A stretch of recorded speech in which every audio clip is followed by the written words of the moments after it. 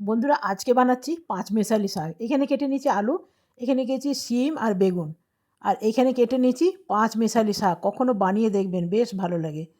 এখানে একটু রসুন, কাঁচা লঙ্কা আর সামান্য দিলাম নুন। নুন দিলে খুব ভালো থেতো হয়ে যায়। কড়াই দিলাম সামান্য তেল, এরপরে রসুন কাঁচা লঙ্কা যেটা থেতো করলাম সেটা সেইখানে দিয়ে দিলাম।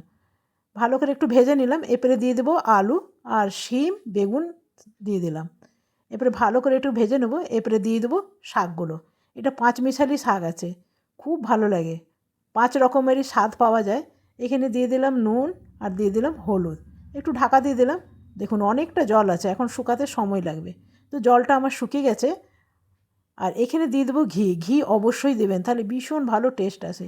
শাকটা আমার রেডি হয়ে গেল।